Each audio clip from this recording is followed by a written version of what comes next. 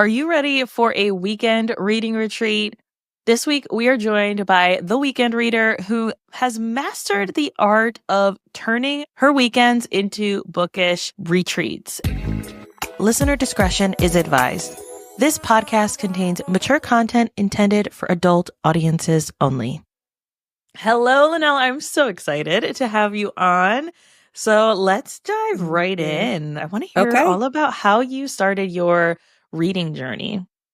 First of all, thank you for having me. I'm really excited to spend this time chatting with you. So I have a big family and I was the youngest for the longest. So my siblings were always like the popular kids. They always had their friends, and there was little old me that they would have to tag along. And once I became a teenager, they became teenagers. They were like, no, you have to find your own friends. That didn't work for me. So reading became like the stand-in until, I hit puberty. And then I was like, oh, boys. Yes, I like those. And, it tapered off a little bit. But I would say after grad school, I was like, what am I going to do with my life? I don't want to be just about work. And I was like, oh, let's go back to reading. And so that became something that was really important to me to cultivate and go back to. And then I stumbled on BookTube. I was like, wait a minute, there are other people who just put their thoughts about books out there. And I was like, I want to do that. I never started a BookTube channel, so there's that. But that was like the catalyst for, if I'm going to do the content creation part, that came out of BookTube. But I was reading and enjoying the escapism in some capacity of reading. And so, yeah, this is how I got here. I love that so much. And I think that a lot of us, those of us on Book Talk or, Bookstagram or things like that, a lot of us can relate to that experience of, I read a lot when I was little. I got the Pizza Hut, thing. Yes. Like I got all those reading rainbow. Like there's a lot of that ties into the older generation that's on these places. Yeah. Those of us in our 30s and millennials. And so I think that a lot of us can relate to that of being like, maybe striving a lot, especially during our college careers and like striving to read, and then being like, I feel like as an adult, quote unquote, and for people who can't see me, I'm doing bunny ears. As an adult, I'm supposed to be reading to develop myself into this immaculate human being that no one ever achieves. Like I'm supposed to be putting in all this work. And for me personally, I found myself struggling to get through the books that I thought I should read. And then when I was like, you know what? Screw this. I am done. Yeah. Let me go back to what I was reading when I was like 18, 19, super horny. Let me go back to the erotica. Let me go back to the stuff that I enjoyed. And I blew through those books. And I was like, oh, that makes sense. Cool. And it also was a natural way to help with my libido after child number 2. Wonderful. A win is a win. Yes, exactly. I think that a lot of us have almost rediscovered our love of reading in this way after feeling like, oh, we have to read books a certain way, or we have to read a certain type of book in order to be seen as a proper person, when it's like, just read for fun, guys. Yeah. And I think it's really interesting because for me, like my family, my parents, I didn't grow up with a lot of toys. And whenever I say that out loud, people are like, oh my gosh, your childhood must have been horrible. And no, it was great because my parents saw something that I enjoyed and they cultivated that for me. And so I always had like workbooks and, like I said, just books in general. And one story my mom loves to tell people is for the Scholastic Book Fair, one year she was like, okay, you can only get one book. And I was like, no, I deserve more books. So I stole some money from her so I could get more. And I was just learning so I was really young when this happened. So I was learning how to count, and I miscounted how much I took. because I was also a responsible little thief because I was like, she's going to know I stole. So I had to get it really close. So I had worked out like how many books I could actually come back with based off of how much money she gave me. So anyway, I was like really being thoughtful about how I was going to tell Commit the my crime. mom how I committed the crime. Anyway, I got caught, and because my teacher saw that I miscounted and I couldn't explain where the extra money came from. And my mom had a good relationship with all of my teacher's pet, you know. But I still got all of the books, even though I stole the money. But, you know, I got punished. And but yeah, so I was that kid, right? Reading was always a part of just like my personality, or just a way for me to like feel not alone, I guess is the best way to say it. And so when kids were out wanting, you know, the newest sneakers or the newest whatever, I was like, get me the Judy Blume's whole box set or the Sweet Valley. You know what I mean? I was that kid. And then over time, there weren't that many kids that, as I was getting older, I had to make some adjustments over time. So I got into dance and, you know, balancing that out a little bit. But yeah, I definitely think for me, has always been about balancing just having a big imagination and then eventually going to grad school, having to read really dense text. It was a good thing for me to have a love for reading, because I could just like plow through complicated theories and be like, oh, I get it. And everyone's like, girl, we're still on chapter 2, you know. But I am a big proponent that it is about finding a genre that speaks to your brain and leaning into that versus what's popular. Because when I first got into the bookish space, fantasy was like the thing, and it still is in a lot of ways, but I tap out after like 400 pages. And so fantasy didn't always work for me. Now I'm slowly getting into fantasy, but yeah, I definitely think there's a lot of folks who feel like you only have to read this, or you only have to, or in order to have engagement, you have to read these authors. And I just don't think that's the intention of reading, right? Like, you should actually enjoy it. And anyone who tells you any different, I think you should not take their advice. I like that you said the word balance, because I try to do this with my own kids. And I think that it's important that as readers, we do this. And I would say when I started out in like the bookstagram space, mine was more like there were a lot of white readers, because that's what I was getting pushed on the algorithm and Amazon and all of these places. And I was like, I had to be really intentional about the content I was seeing, following creators who had more diverse voices so that I could attract those types of things. And I try to do this with my kids too, but more genre specific. And I think that we can use it in any way of our reading. But where my oldest is very much into comic books.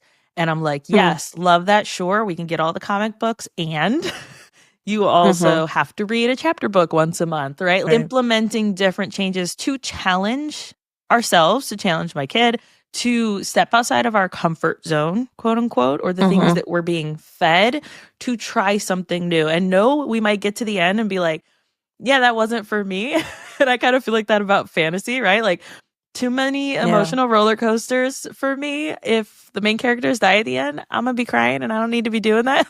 It's too much. Right. And so like, cool, I tried it, but now I know that more like high fantasy is not for me. Whereas urban fantasy with like vampires and werewolves and like the modern age, yes, totally for that. You have to try different things and then find the balance, right, from there. But yeah, that's something that I definitely try to implement with my kids. And the oldest one, he loves to read. He will go through so many books, especially if there's comics or pictures, which is cool. He's 10. That's normal for that age.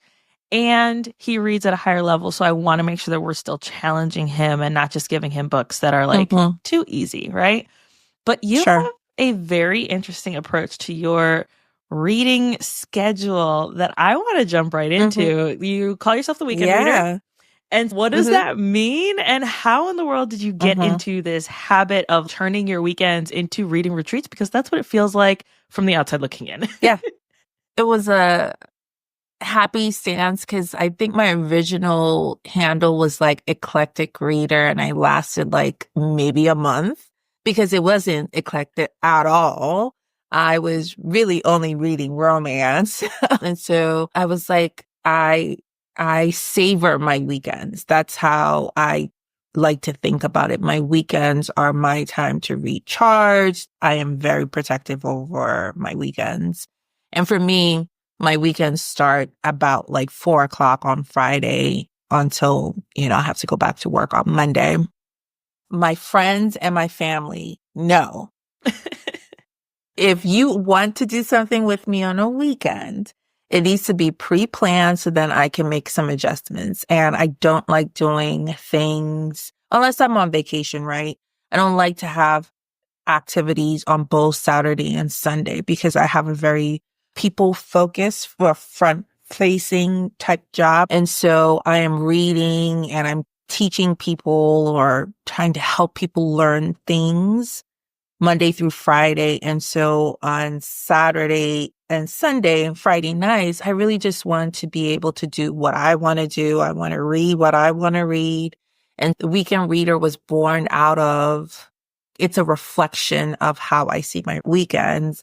And it is really for reading or just to recharge in general. And at one point I was like, oh, I'll have all of these like branches, like weekend eatings, because I also like to eat out. And then I was like, it all fits under Weekend Reader. You have to eat. You have to, do spa days. It all falls under the one umbrella. And I think for the most part, at least in America, people tend to see weekends as a social time. And so I really was thinking about if I wanted to create a platform that was uniquely me, it would be something specific to the weekends. Like I am doing all of the things that are for me to help recharge on the weekends. And a lot of us have to wait until the weekend to do certain things just for us. And so that's where it really came out of. And reading, of course, was like a no-brainer. Yeah. Oh, I love that so much. And also the fact that you're like kind of building up to, all right, I am depleted by Friday and now I need to recharge. What are the things that are going to recharge me the best? And I'm guessing you're probably an introvert like I am. Yes. So like time alone, that's the recharge. It's good. And so like finding ways to do that. I posted on my business side that I have like 7 interviews this week and a workshop that I'm doing, which is a lot and way more than I typically do, but we're gearing up for something. So I've got a lot of front-facing things that I have to put in FaceTime for, and that is really depleting for me, especially when there's maybe 2 in one day or sometimes 3 in one day. Like that is a lot for me. And so seeing the days that maybe I have more space, all right, how can I bake in time to recharge, reset? Maybe that looks like an afternoon nap, or it looks like just going on a drive by myself and going to get some food. Like it could be literally anything, but like finding ways of, okay, I see the week ahead. It's an abnormal week. How can I make sure I bake that in? But what you're doing is something that's very intentional on a regular basis to create that space for yourself. And so I love that so much. For me, I find my nights to be my weekend reader moments, just because my kids go to bed at 7:30ish, 8 o'clock latest, and then they're down. My husband usually wants to watch TV.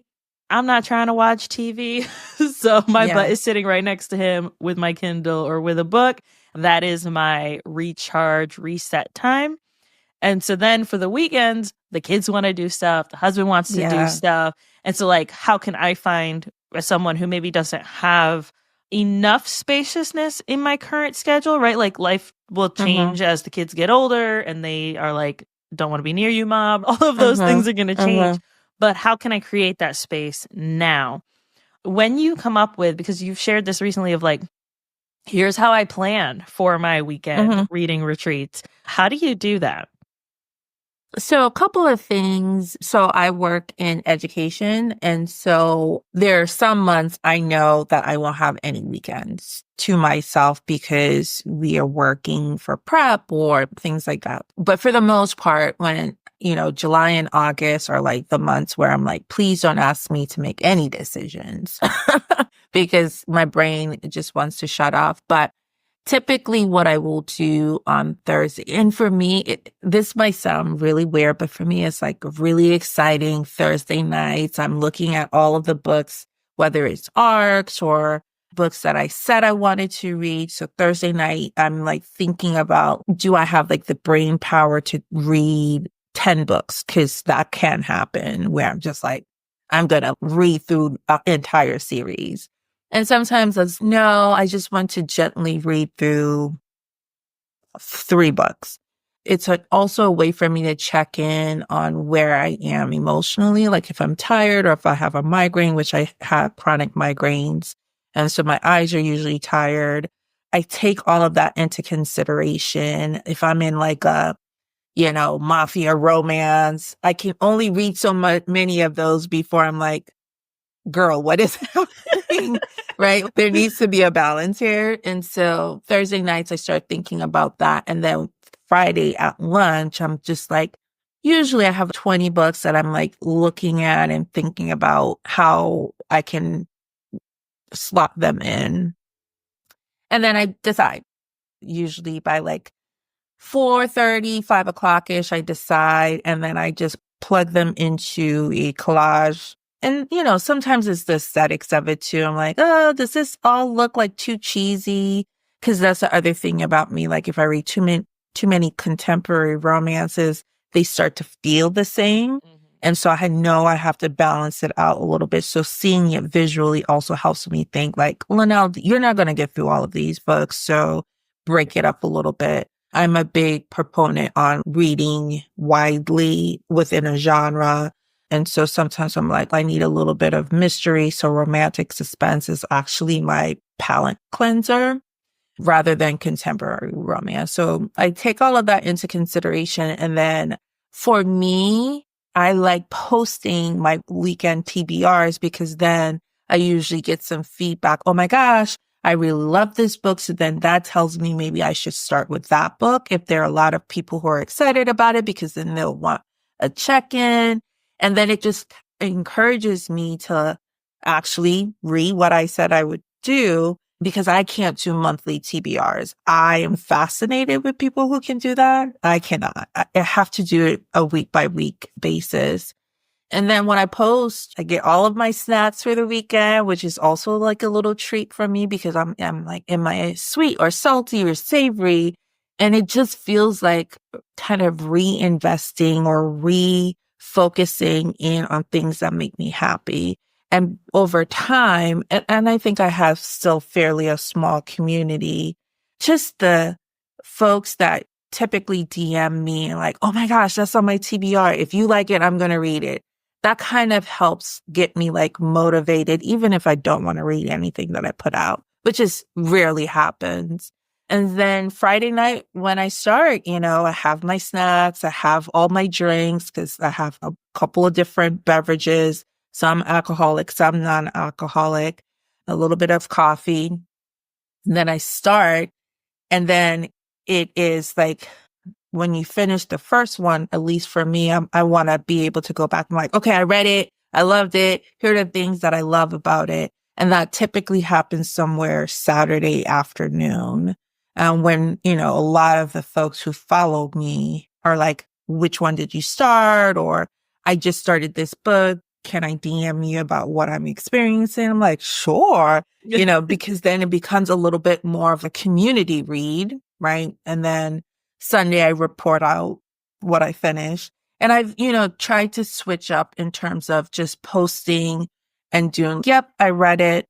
I've found that people actually want to hear like my initial responses of books before like the full review. And I find that to be another way for me to make sure that I'm connecting with people around something that they're also excited about. I love this so much. And I'm curious, are you a mood reader? Because I know I am. And same, like the idea of someone having a monthly TBR is really strange to my brain. I just cannot wrap my head around, oh, these are the ones I'm going to read, and then doing it. I'll have like a theoretical idea, but like actually doing it. So do you feel like you're a mood reader? And then if you are, how do you approach that in a way that's like not beating yourself up if you do switch it up? Yeah, I like to think that I'm a mood reader. Some of my friends are like, you can't be a mood reader with these weekly TBRs. You know, mood reader is going with the flow. And I'm like, but my flow is always romance. That's the vibe, right? We know it's going to be romance. So I'm always orbiting romance in some capacity. And so for me, yes, I think I'm a mood reader because sometimes I'm like, I want to read something really deeply emotional. And there authors that I know who are going to be able to provide that satisfying reading experience. But I've been trying really hard this year to find a lot more new to me authors. So I've been bouncing around a lot. But yeah, I definitely think I'm a mood reader because even if I set my weekly TBR, the type of reader I am, if I read your book, your very first book, and I'm like, 5-star, give me all of them. My brain is like, I have to read every book you've published. And so that has happened where I've read something and I've really just loved the character work, or there were plot points that I did not see coming, or handling a topic that just felt like really tender. And so now I'm like, who cares what's on this weekly TBR? I'm going to just, shift gears and read whatever else this author has. Like right now, Elle Diaz, I read one of her shorts and I'm now reading her first published book. And it is, you got to savor that because she's hitting on so many different points. So yeah, in that way, I definitely think I'm a mood reader. And there have been times where I've set a weekly TBR and nothing is hitting, nothing is working. And I want to change gears because I don't want to spoil my weekend because my reading didn't match my expectations, right? Because I always assume a book that I pick up, I'm going to enjoy it, which I know for some people that might sound strange, but I don't want to read things that I don't think I'm not going to enjoy. And so if I'm not enjoying it, I don't, unless there's a reason, I don't push myself to finish it. So I'll switch gears. And I think being a mood reader, I have so many books on my TBR, right? That if something isn't working for me, I'll just go and pick something else. Do you find yourself getting distracted if you are, all right, I've set the goal. This is how I'm going to show up this weekend. Do you put on You Do Not Disturb? Do you like hunker down in a way? Because I know for me, if I'm reading and I had to be really self-aware to come to this of being like, when I read on my Kindle app on my phone, I get distracted. One thing will trigger another thought that is like, squirrel. And then next thing you know, I've been on Instagram for 3 hours and I'm like, what the heck are you doing? Or if I'm reading on paperback, my eyes hurt after a certain amount of time. I just cannot focus on something that close for that long. And even if maybe it's the color of the page or just whatever, there's lots of different avenues and things that I have issues with that. And then going into, all right, if I read on my Kindle, then I can go from the black screen to the lighter screen. It makes it a lot easier on my eyes. If I'm folding laundry, then I know I'm going to be listening to an audiobook. So 2 things. How do you not get distracted with your like, hey, I'm going to be recharging this weekend? How do you set up boundaries and parameters for yourself? Not even like family, because we talked about that, but like with yourself and your own maybe desire to be distracted. And then do you read only one type of way, whether it's on your phone or your Kindle or paperback, or do you switch it up so that you can get through more books over the weekend? Yeah, for me, maybe 2 years ago, I realized I read faster on my Kindle. And so I'm pretty much exclusively reading on my Kindle. And I will have a Kindle and a paperback version of the book. I am that type of reader. I don't have a lot of distractions. I read in 2-hour chunks. So I read full 2 hours, no potty breaks or anything like that. And then usually I'm like, oh, I need to put more ice in my drink, or I need to get up and pee, or I just need to change reading positions. And in that little bit of a break, I'll, check messages from Instagram or do something else, eat, and then I'll come back to reading. So I think overall I might read for a full 8, like when you combine them all, 8 hours. And, I try to be really gentle with myself, because if my attention goes somewhere else, I think about it as that's important, right? Whatever my attention has been drawn to, I need to do that thing. If I end up not finishing a book or end up talking to a friend in DMs for a little bit longer than I had planned to, then that just becomes the priority at the time. And then I'll go back to reading. One of the things that I've been trying really hard, and hopefully I'm doing a better job communicating that out, is that I don't feel bad if I don't finish a book, or I don't want to feel shame around not producing when it comes to reading, because this is something that is supposed to be fun and for me. And it's taken a long time to get here, right? Because I want to be an influencer in some ways. I want to create the content, but I also want a role model that it's supposed to be fun. And if it's not going to be fun, then what am I actually doing it? So for me, if I'm off scrolling on Instagram, my brain needed that break, right? And it's okay.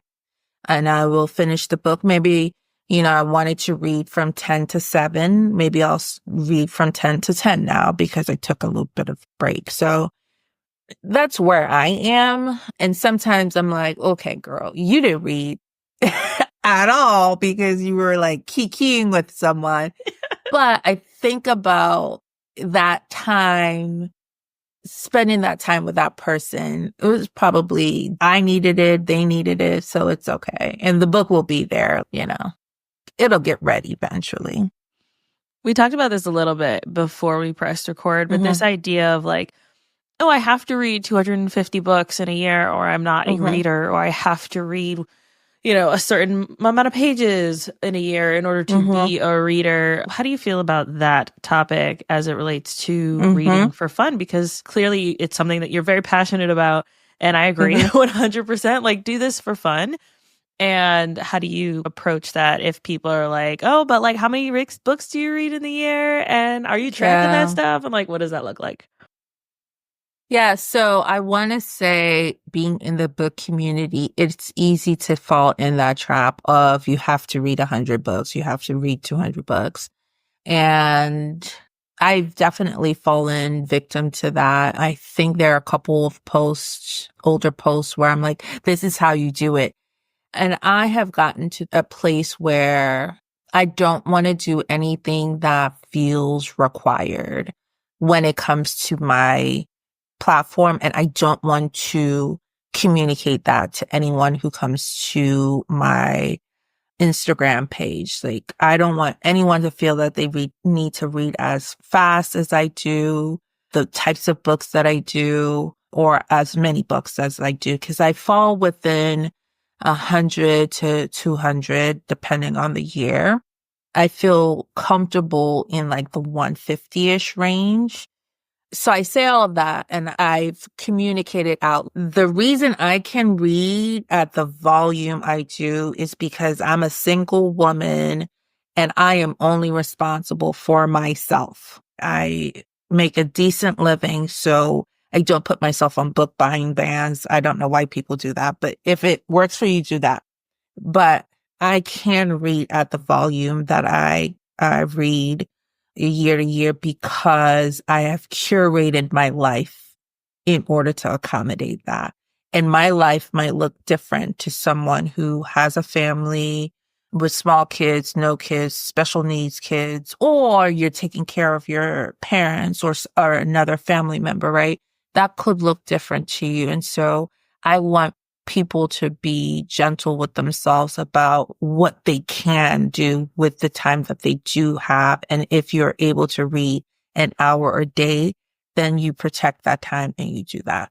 So I am a big proponent of you don't need to do anything other than what you have the capacity and the ability to do. Do not buy books that you can't afford. Do not go to cons that you can't afford.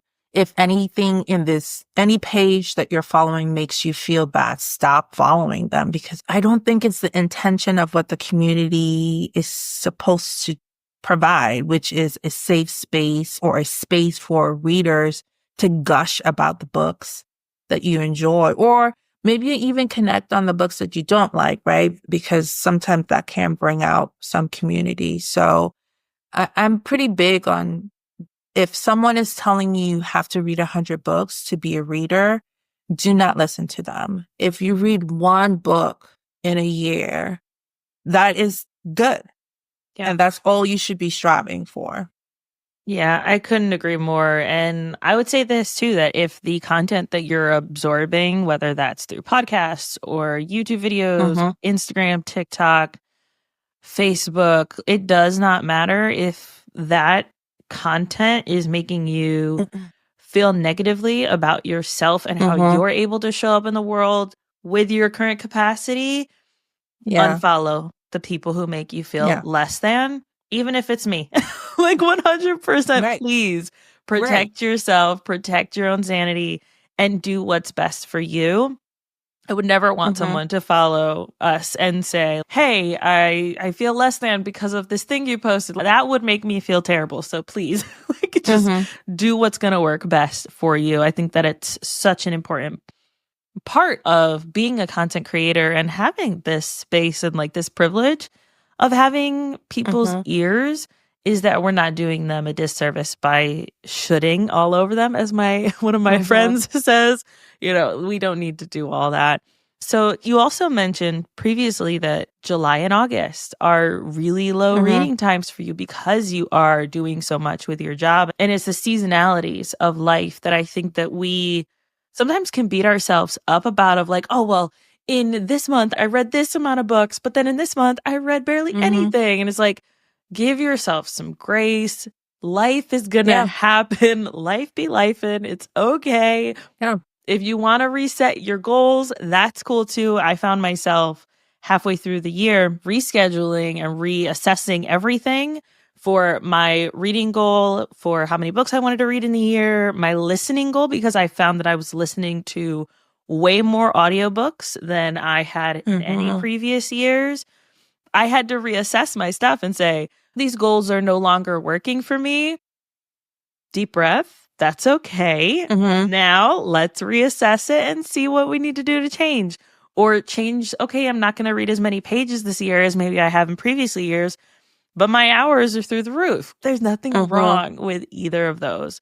So if someone is, trying to figure out, all right, I love this idea, and I've never thought of it before as like, oh, I could create an evening of re-energizing myself with a book or with this, a couple hours of reading, or maybe I do want to become a weekend reader instead of just waiting for the next all weekender with my girlfriends where we go read books, right? Because we see that kind of extreme. And then the people who are like just banging through a bunch of books and like a lot of comparison. So if someone's like, I want to try to start this, I'm not really sure where to start. Where do you recommend that they start looking at their lives? Yeah. So for me, I also have to do a lot of data analysis with my job, and a lot of that translates into how I run my platform. So I'm always collecting information about how many books I'm reading in the month. So I know how many days on average I read in a month. I know which months I will dip down. 10 seems to be about the average. And so I'm collecting all of that information to make some informed decisions, again, so I don't feel guilty if this is a little bit lower.